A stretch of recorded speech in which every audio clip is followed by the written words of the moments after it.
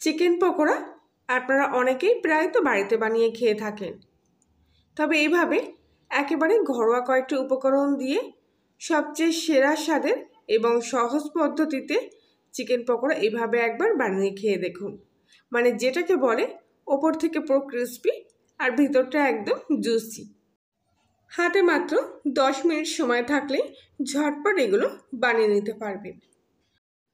আর chicken pakora তৈরি করার জন্য তো প্রথমে এখানে চিকেন নিতে হবে। সেজন্য আমি এখানে 300 গ্রাম মতো চিকেন নিয়ে নিয়েছি। একদম সলিড চিকেনটা এখানে নিয়েছি যাতে এগুলো তৈরি করতে খুব সুবিধা হয়। এবার এই চিকেনটার উপরে কিছুটা লেবুর রস দিয়ে দিচ্ছি। যদি আপনাদের কাছে লেবু না থাকে তাহলে ভিনেগারও ইউজ করতে পারেন, তবে 1 ঢাকনির বেশি দেবেন না। খুব ভালো করে লেবুর রসটা চিকেনের গায়ে এইভাবে মাখিয়ে নিচ্ছি।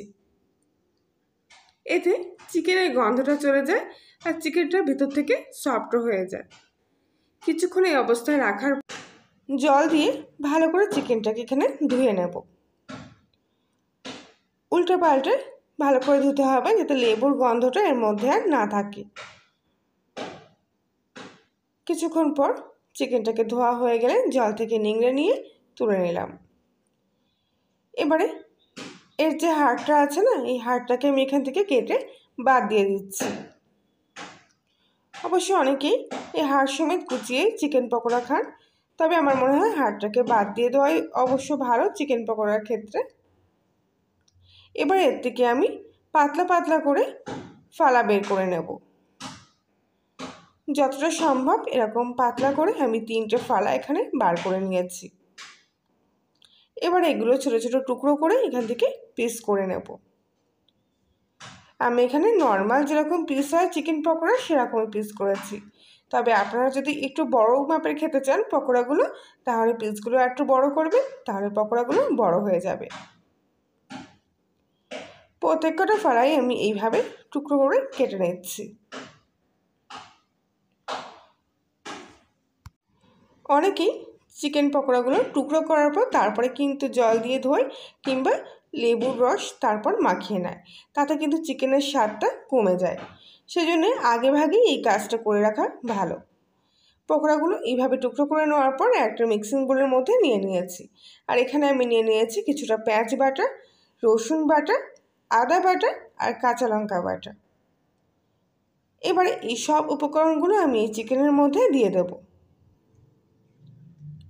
আর দিয়ে দেবো সামান্য একটু লবণ স্বাদ মতো, অল্প সামান্য একটু হলুদ গুঁড়ো কালারের জন্য, সামান্য একটু লঙ্কার গুঁড়ো যাতে ঝালের পরিমাণটা একটু ব্যালেন্স থাকে, আর দিয়ে দেবো 2 চামচ মতো কাবাব মশলা। এটা কিন্তু চিকেন পকোড়ার ক্ষেত্রে একদম মাস্ট দিতেই হবে, তবেই দেখবেন একেবারে দোকানের মতো সুন্দর গন্ধ আসছে, স্বাদটাও খুব ভালো আসছে। এবারে দিয়ে দেবো এর মধ্যে 2 চামচ মতো কর্নফ্লাওয়ার, আর আমি এখানে 1 চামচ মতো বেসনও দিয়ে দিচ্ছি। বেসন আর কর্নফ্লাওয়ারের মিশ্রণটা চিকেন পকোড়ার ক্ষেত্রে কিন্তু খুব ভালো আসে। এবার এখানে আমি একটা ডিম নিয়ে নিয়েছি। ডিমটা ফাটিয়ে এর মধ্যে দিয়ে দেব। আমি এখানে একটা ডিম দিয়েছি, আপনারা চাইলে 2টো ডিমও দিতে পারেন, তবে আমার মনে হয় না 300 গ্রাম মাংসের ক্ষেত্রে 2টো ডিম প্রয়োজন। একটা ডিমই কিন্তু এর পক্ষে যথেষ্ট। এবারে আর কি সব কিছু একসঙ্গে ভালো করে মিশিয়ে নেব। কত কম সময়ের মধ্যে দেখুন রেডি হয়ে যাচ্ছে। এখানে কিন্তু একটু সময় ধরে খুব ভালো করে মশলার সাথে চিকেনগুলো মাখিয়ে নিতে হবে, নইলে চিকেনগুলো কিন্তু ভালোভাবে ম্যারিনেট করা যাবে না। আশা করছি আজকের রেসিপিটি সম্পূর্ণ দেখার পর আপনাদের ভালো লেগে থাকবে। ভালো লাগলে প্লিজ লাইক শেয়ার কমেন্ট করে জানাবেন। আর প্রত্যেক দিনের মতো আবারও বলছি, আপনি যদি কলিয়ারি রান্নাঘরে নতুন সদস্য হয়ে থাকেন তাহলে প্লিজ চ্যানেলটি সাবস্ক্রাইব করে পাশে থাকবেন, আর পাশের বেল আইকনটি প্রেস করবেন নতুন কোনো ভিডিওর আপডেট পাওয়ার জন্য। কথা বলতে বলতে চিকেনটা কিন্তু খুব ভালোভাবে এখানে ম্যারিনেট করা হয়ে গেছে। এবারে আমি কিছুক্ষণের জন্য এটাকে রেস্টে রেখে দেবো, যাতে চিকেনের ভিতরে সব মশলার গন্ধ এবং স্বাদটা চিকেনের মধ্যে এসে যায়। এই অবস্থায় এটাকে আমি রেস্টে রেখে দেবো, তবে এই সময় আপনারা এটাকে ফ্রিজ আপও করে দিতে পারেন। মোটামুটি 30 মিনিট মতো রেস্টে রাখার পর এবারে দেখুন চিকেনগুলো কত সুন্দর কিন্তু একদম পুরো মিশে গেছে এই মশলাগুলোর সাথে। মাত্র ঘরোয়া কয়েকটি উপকরণ দিয়েই দেখুন কত সুন্দর চিকেন পকোড়া আজকে তৈরি হয়ে যাবে। এবারে আর কি একটা করে পিস এখান থেকে তুলে নেব, আর কিছুটা তেল ভালো করে গরম করে নিয়ে টপ ভেজে ফেলবো এই চিকেন পকোড়াগুলোকে। কত কম সময়ের মধ্যেই দেখুন এই চিকেন পকোড়াগুলো তৈরি হয়ে যাচ্ছে। ফ্রিজে একটু চিকেন থাকলেই যখনই ইচ্ছে করবে মন চাইবে সন্ধ্যেবেলা স্ন্যাক্স খেতে, তখনই কিন্তু আপনারা এই চিকেন পকোড়াগুলো ঝটপট বানিয়ে ফেলতে পারবেন। একদম মিক্সড চিকেন পকোড়া খেতে যেরকম দারুণ স্পাইসি, সেরকম বানানো সহজ। বাড়তি কোনো মশলা দেওয়ার প্রয়োজনই পড়ে না এর মধ্যে, কেননা চিকেনের যে টেস্টটা আছে না সেটাই কিন্তু অনেকটা বেশি। সেই জন্যে আবল তাবল কিছুটা মশলা দিয়ে চিকেন পকোড়া যে নিজস্ব স্বাদটা আছে না সেটাকে নষ্ট করবেন না, তাহলে দেখবেন এমনিতেই খেতে ভালো লাগবে। ঘুরিয়ে ফিরিয়ে একটু ভালো করে লাল করে ভেজে নেবেন, তাহলে ভিতরের চিকেনটাও সিদ্ধ হয়ে যাবে আর ওপর থেকে ক্রিস্পিও হবে। আর আরেকটা কথা আপনাদের সাথে বলে রাখি, চিকেন পকোড়া যখন ভাজবেন না তখন গ্যাসের ফ্লেমটা একেবারে হাইতে দেবেন না, লো টু মিডিয়াম আঁচে রাখবেন, তাহলে দেখবেন চিকেনগুলো খুব ভালোভাবে সেদ্ধ হচ্ছে। এই 2-3টে টিপস ফলো করলেই একেবারে পারফেক্ট চিকেন পকোড়া তৈরি হয়ে যাবে।